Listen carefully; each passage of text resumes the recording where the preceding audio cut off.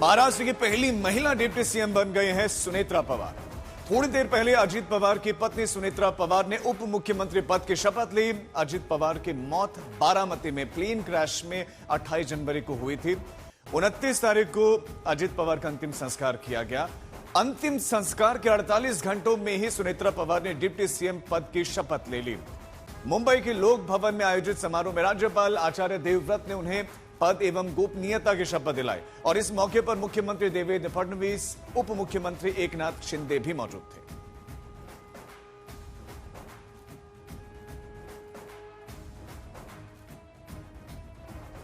और अब जब विभागों का बंटवारा हुआ है उसमें कुछ ट्विस्ट है। एक बड़ी खबर आपको देते हैं। डिप्टी सीएम सुनेत्रा पवार को मंत्रालय मिल गया है। उन्हें वित्त मंत्रालय को छोड़कर अजित पवार के सारे विभाग मिले हैं। वित्त मंत्रालय नहीं मिला है। सुनेत्रा पवार को वित्त मंत्रालय के अलावा जो जो विभाग अजित पवार के पास थे वो सारे विभाग तो दे दिए गए, लेकिन फिलहाल वित्त मंत्रालय नहीं दिया गया है और उस मंत्रालय को मुख्यमंत्री देवेंद्र फडणवीस ने अपने पास ही फिलहाल रखा है। लेकिन खेल, एक्साइज मिनिस्ट्री, ये तमाम मिनिस्ट्री जो अजित पवार के पास थी वो तो दे दी गई हैं। सिर्फ एक वित्त मंत्रालय, इस विभाग को पाने के लिए बहुत जद्दोजहद की गई थी अजित पवार के द्वारा।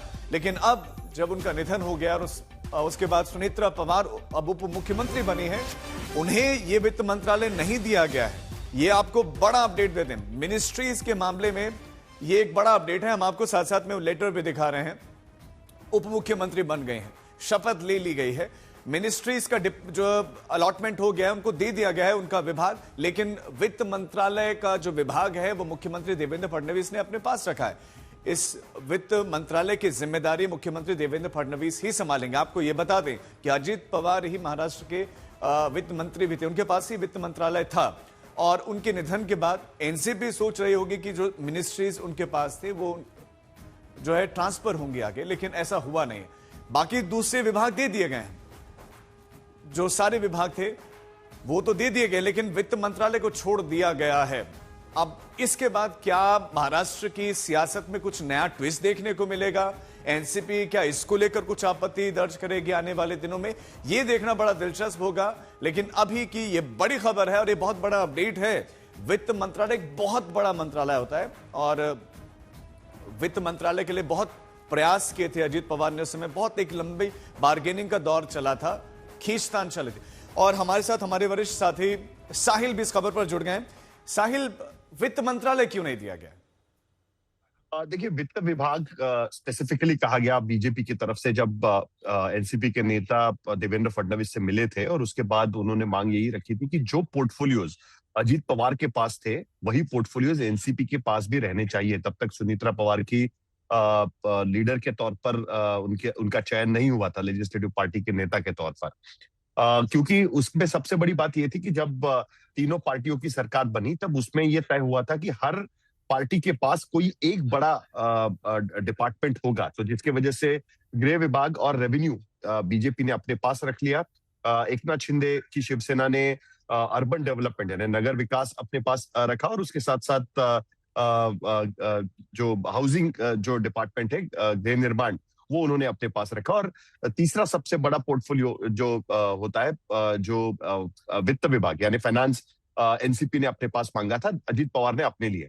अब भारतीय जनता पार्टी का ये कहना है कि ये पोर्टफोलियो स्पेसिफिकली अजित पवार की वजह से उनको दिया गया था, क्योंकि अजित पवार इससे पहले भी वित्त मंत्री रह चुके हैं। उनका ओहदा उनका का देखते हुए उन्हें वित्त विभाग दिया गया था। सुनेत्रा पवार अब मुख्यमंत्री बनी है। 2 महीने बाकी है महाराष्ट्र में बजट सेशन शुरू होने के लिए और महाराष्ट्र का बजट मार्च महीने में विधानसभा के सामने रखा जाएगा, पेश किया जाएगा।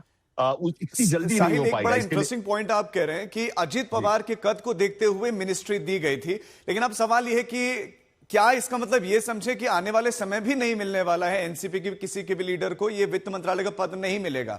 और क्या एनसीपी क्या कोई विरोध करेगी या उनके लिए ये सब स्वीकार्य है? देखिए, अभी उनके पास कोई चॉइस नहीं है आज की स्थिति में। आज की स्थिति में उनके सामने सबसे बड़ी चुनौती थी कि पार्टी के विधायक दल का नेता जल्द से जल्द चुनना और वो पवार परिवार से कोई हो ऐसा नेता चुनना, तो सुनेत्रा पवार को उन्होंने चुना है। जहां तक वित्त विभाग की बात रही, वित्त मंत्रालय की बात रही, आज की स्थिति में उनके पास वो नहीं है। अगर मुख्यमंत्री को वो किसी और को देना होता तो उनके पार्टी के बाकी वरिष्ठ मंत्री वहां पर है, छगन भुजबल है, बाकी लोग हैं, लेकिन किसी और को ट्रांसफर नहीं किया गया है। वो विभाग मुख्यमंत्री ने अपने पास रखा है। तो मुश्किल लगता है मुझे कि आज की स्थिति में, कम से कम आज की स्थिति में, दोबारा वित्त विभाग, वित्त मंत्रालय एनसीपी के पास सौंपा जाएगा, इसकी संभावना आज की स्थिति में कम लगती है। कम से कम 2 महीने तो वो उनके पास नहीं रहे। बहुत शुक्रिया साहिल आपका इस तमाम जानकारी के लिए। इधर शपथ ग्रहण के बाद सुनेत्रा पवार ने सोशल मीडिया पर पहली प्रतिक्रिया दी। उन्होंने लिखा, आदरणीय अजीत दादा ने किसानों, मजदूरों, महिलाओं, युवाओं और वंचित वर्गों के लिए पूरी जिंदगी जीने का मंत्र दिया है। मैं उनके सपनों के न्यायपूर्ण, समानता पर आधारित और विकसित महाराष्ट्र को साकार करने के लिए बिना थके ईमानदारी के साथ काम करती रहूंगी। इन मुश्किल समय में महाराष्ट्र के लोगों का प्यार और समर्थन ही मेरी असली ताकत है। सुनेत्रा पवार का यह पहला स्टेटमेंट, उप मुख्यमंत्री बनने के बाद यह पहला बयान, और इसमें भी वो अजीत पवार को याद करते हुए लिखती हैं कि उनका जो सपना है उसे मैं साकार करूंगी और महाराष्ट्र के लोगों का प्यार और समर्थन ही मेरी असली ताकत। महाराष्ट्र के डिप्टी सीएम पद की शपथ लेने पर सुनेत्रा पवार को प्रधानमंत्री नरेंद्र मोदी ने भी बधाई दी और पीएम ने सोशल मीडिया पर लिखा, सुनेत्रा पवार को महाराष्ट्र की उप मुख्यमंत्री के तौर पर अपना कार्यकाल शुरू करने पर बहुत बहुत शुभकामनाएं। ये प्रधानमंत्री का पोस्ट है। वो इस जिम्मेदारी को संभालने वाली पहली महिला हैं। मुझे विश्वास है कि वो राज्य के लोगों के भलाई के लिए अथक प्रयास करेंगे और स्वर्गीय अजीत दादा पवार के विजन को पूरा करेंगे।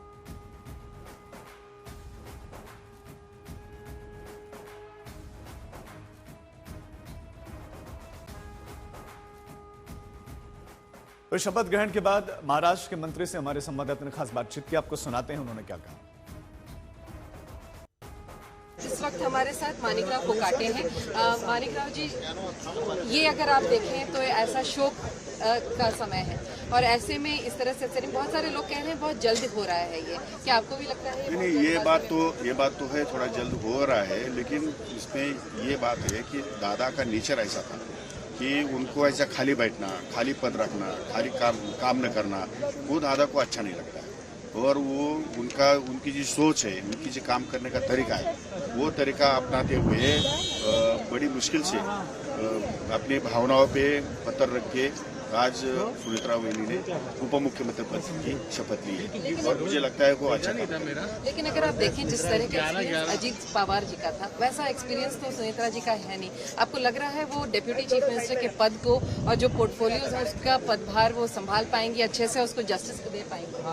मुझे एक बात बताइए, वो उनकी मिसेस है और उन्होंने दादा को काम करते हुए देखा है। उनको मालूम है दादा के काम करने का तरीका क्या है, उनको मालूम है दादा कैसा काम करते हैं, और वो सब सोच के मुझे लगता है कि वो दादा इतना काम अच्छा नहीं कर सकती, लेकिन दादा के बराबरी का काम करने की कोशिश जरूर करेगी। इधर एनसीपी शरद पवार पार्टी के सांसद सुप्रिया सुले से जब सुनेत्रा पवार के शपथ ग्रहण को लेकर सवाल पूछा गया तो उन्होंने क्या कहा, सुनिए। महाराष्ट्र बघतोय पवार साहेब का शपथ घेतली, आम्ही तुमच्यासाठी काम करू। एकच शब्द, कुठेतरी विश्वासात घेतलं नाही का ते? रामकृष्ण सगळा महाराष्ट्र बघतोय पवार साहेब का शपथ घेतली, आम्ही तुमच्यासाठी काम करू। एकच शब्द, कुठेतरी विश्वासात घेतलं नाही का ते? रामकृष्ण तो महाराष्ट्र के मंत्री संजय शिरसाट ने सुनेत्रा पवार को डिप्टी सीएम बनाए जाने और उनकी ताजपोशी को लेकर सवाल उठा दिए। उन्होंने कहा कि इतनी जल्दबाजी में ऐसा फैसला होगा, भरोसा नहीं। अजीत दादा के जाने के बाद इतने जल्दबाजी में ऐसी कुछ घटना घटेगी, इसके ऊपर आज विश्वास नहीं होता। शायद कुछ दिनों के बाद ये हो सकता था, लेकिन ये करने के पीछे क्या राजनीति है, क्या पार्टी की भूमिका है, ये बताना आज कठिन है। लेकिन एक बात तय है कि वहां के कार्यकर्ता ने जो भी निर्णय लिया है कुछ तो सोचा होगा, लेकिन लोगों को ये बात हजम नहीं हो रही।